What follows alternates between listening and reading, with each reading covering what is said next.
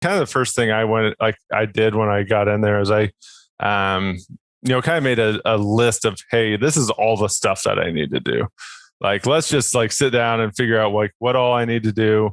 And then I don't know if you're familiar with like stack ranking and how that process kind of looks, but tell me about it. What is, yeah.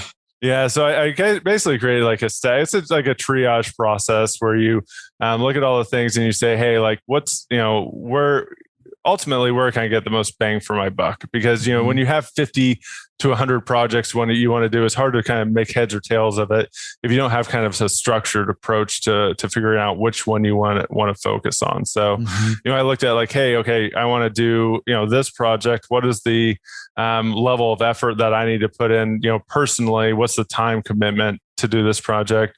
What is the cost commitment to do this project? What is the expected ROI of this project? What is the customer experience increase that I'm going to see from this project? And then kind of, build that and then see, hey, what's, I can look at it and say, hey, for the least amount of money, what's the highest ROI items that I can get for this? So I can, or what's the things that I think is going to have the biggest impact on customer experience? And then kind of look at like, from a cost and, personal labor perspective, what means the most to me? Well, I'd rather have lower costs and put in more labor. So for me personally, that's how I would structure it. And so I put more weight on cost and less weight on, actual, labor that I'm providing myself. So then I, that's all personal to you, whatever's more important to you. And so from there I started, just knocking out projects. So, like one of the first things I did is I put in all new LED lights because the lights were horrible. They didn't have, they were old, non-energy efficient lights. And so I put new ones in and talked to my electrician. The ROI on that was 8 months and they pay for themselves just to do that. And then, and it looks 10 times better with that going in. Also, I could do other projects that I was working on while he was doing that. I didn't even have to really have a time commitment.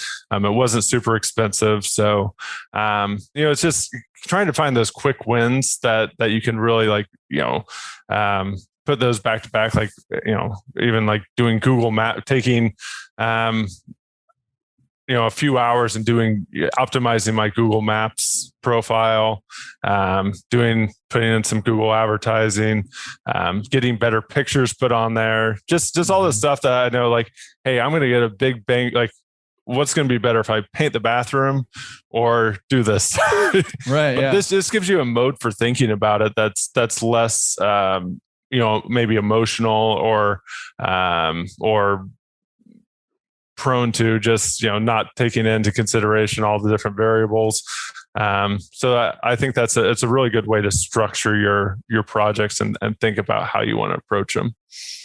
Yeah. I like that way of thinking about stuff and helping you make decisions on what to focus, especially when there's a lot to do, right? Maybe you're buying a new laundromat that has a lot to do. Maybe you own a laundromat and you've kind of let it go a little bit and you got a lot of stuff to do, but thinking about it this way and considering those variables, like what is the ROI?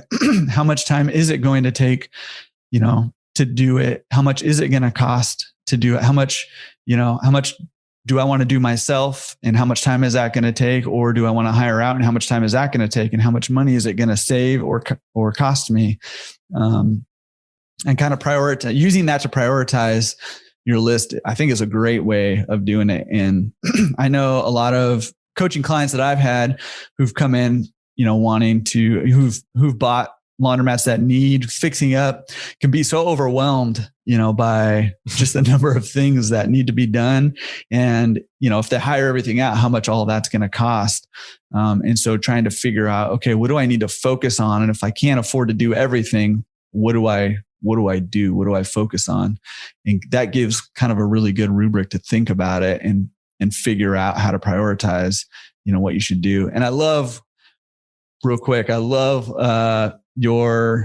when you said, I'm looking for quick wins, right? And I think that's a huge thing when you take over a laundromat, even if you take over a turnkey laundromat, looking for some quick wins that, number one, will give you a little bit of confidence, now that you own the business. And number two, will show your customers that, hey, a new owner's here, but look, they're doing something that is, good for me as the customer and good for the business. So whether that's replacing the lighting, slapping on some paint in the bathroom, whatever the case may be, those quick wins are awesome, both for you and for the customer. So I love that concept. Another quick win, for a lot of people is raising prices pretty quickly. When you take over a store, it's a natural time to raise prices if your store is underpriced. And that can feel a little awkward kind of coming in and raising prices immediately. And people might initially be a little bit miffed, but probably not. But even if they see that you're doing other things to help improve the store, you're putting in new lighting, you're painting the bathroom, whatever the case may be, then a lot of times they're going to be okay with it. And even if they are upset, I found that when I've raised prices and customers have been upset, they've really only been upset the first time they come in. And then after that, everybody's fine. So